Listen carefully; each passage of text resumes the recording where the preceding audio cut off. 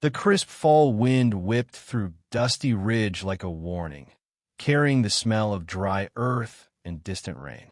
At 48, Laura Hargrove stood at the window of her modest inn, her hands trembling as she spotted a rider emerging from the haze on the horizon. He was tall, broad-shouldered, with a Stetson shading eyes she recognized instantly. That was Travis Nolan, the kid who'd crashed on her porch swing after his old man's drunken rages, the one who'd shared suppers with her and her son, Ben, like he belonged. 7 years ago, he'd lit out with Ben on a cattle drive, chasing dreams of fortune in the Montana Badlands. But this wasn't the scrawny teen she remembered. Her pulse quickened as he swung off his horse, tying it to the hitching post. What burden was he carrying back? And why did her skin flush at the sight of him, making her feel like a girl again instead of a widow worn by time?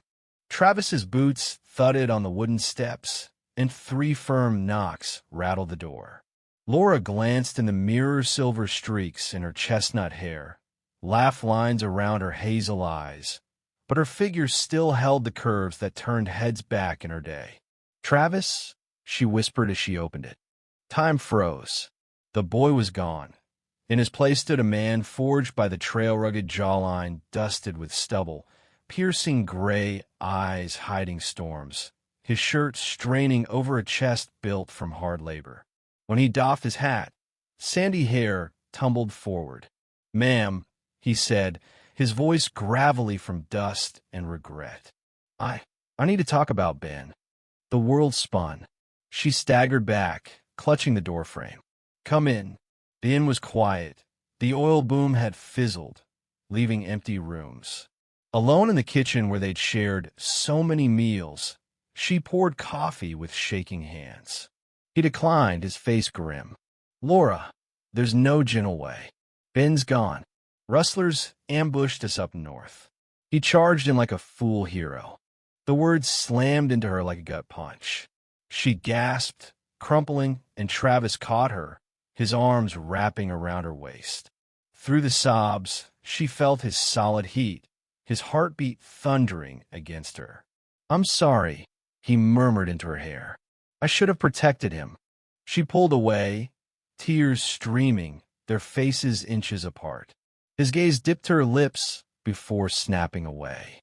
"I brought his stuff, his pocket watch, your letters." He fetched a worn saddlebag, laying out the mementos on the table.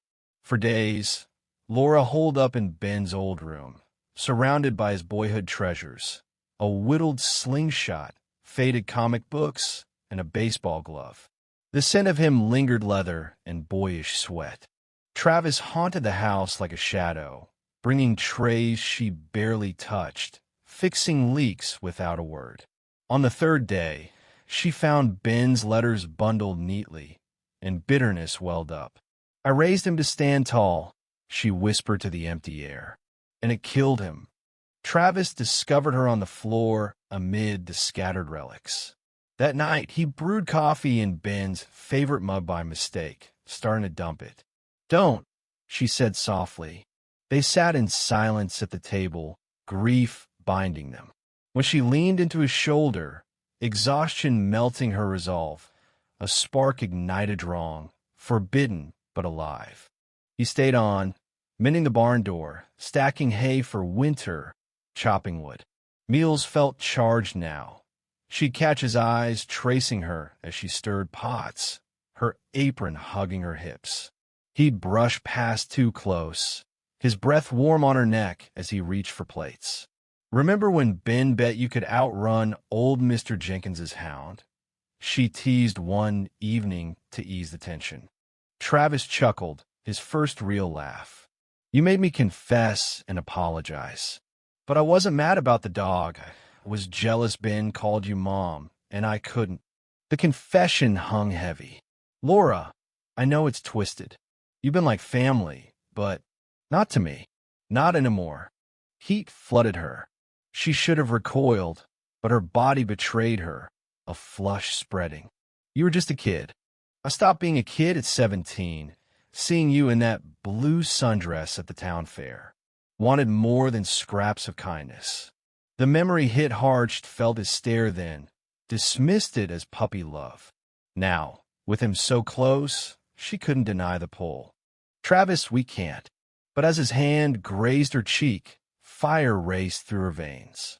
Tell me to go, he whispered, forehead against hers. She couldn't. That night, sleep evaded her. Hearing him pace downstairs, she peeked out there. He was in the yard, shirtless under the moon, swinging an axe at a stump, muscles glistening, raw power on display. At 48, she knew she was still striking full breasts, slim waist from years of work. Loneliness gnawed. 8 years widowed left her aching. Their eyes locked through the glass. He dropped the axe, striding inside. Footsteps climb and knock. Laura, come in. He entered, bare-chested, trousers low. Can't sleep. Me neither. The air crackled. This is insane. Yes. He stepped closer. You're old enough to. Don't say it. His fingers traced her nightgown's edge, skimming her skin. She gasped, desire pooling. Send me away. I won't. He kissed her earlobe, teeth grazing, drawing a moan. Show me, she breathed. His mouth claimed hers, hungry, tongues dancing. Hands roamed his, cupping her breasts, hers clawing his back.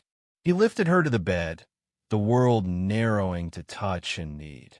But hoofbeats shattered the moment Triders approaching. Travis froze, peering out. Damn, it's Sheriff Dawson and a couple of others.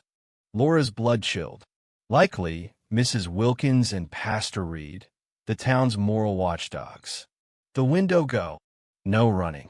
Boots pounded the porch. Mrs. Hargrove. Open up. She tied her robe. Travis behind her as she answered. Sheriff Dawson eyed Travis's rumpled state. Mrs. Wilkins exploded. Disgraceful. A woman your age with a boy you practically raised. He's no boy, Laura said evenly. And not my son. Pastor Reed frowned. Laura, this isn't you. Grief's clouding your judgments, exploiting it. Travis tensed. Nobody's exploiting anyone. Watch it, son, the sheriff warned, hand on his holster. I'm not your son, Travis growled, and I won't let you slander her. Mrs. Wilkins sneered. Slandering? You're tarnishing her dead boy's memory. That snapped him. Travis lunged. It took both men to restrain him. Ben would want her happy. Happy? This is filth. I love her, Travis shouted. Silence fell like a hammer. Sheriff cleared his throat. Best you leave, Nolan. No, Laura interjected. He's staying. My house, my rules. Pastor pleaded. Your reputation. To hell with it. I've been alone too long. I choose this. She grabbed Travis's hand.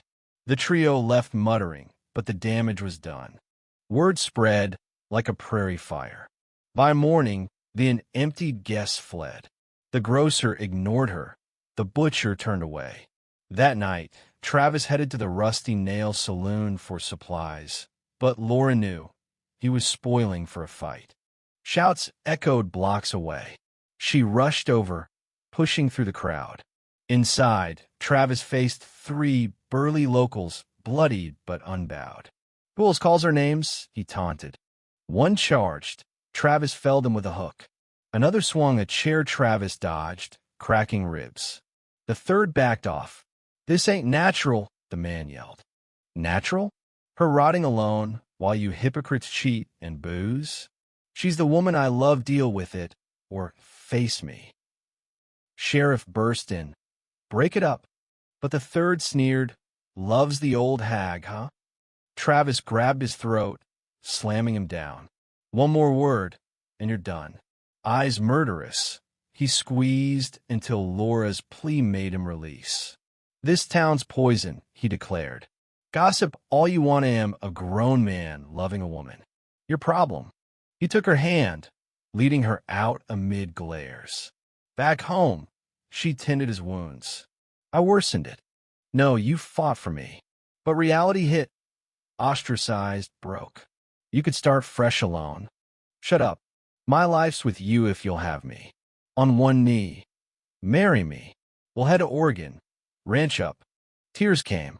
People will judge. Let M. Do you love me? Yes. Then that's it. They packed essentials Ben's letters, her old wedding band, and a photo of the 3 kids.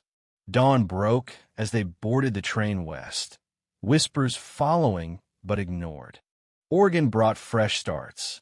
They wed quietly, bought a small spread with Travis's savings. He worked the land. She turned it into a home. Years past arguments flared over age gaps, but love won. No kids, but they built a life full of laughter, shared sunsets, and an unbreakable bond. Laura never regretted choosing heart over hate.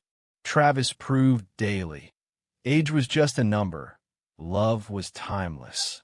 What do you think should society but out of love like this? Or are there lines that shouldn't be crossed? Drop your take in the comments below. I'd love to hear your stance and why.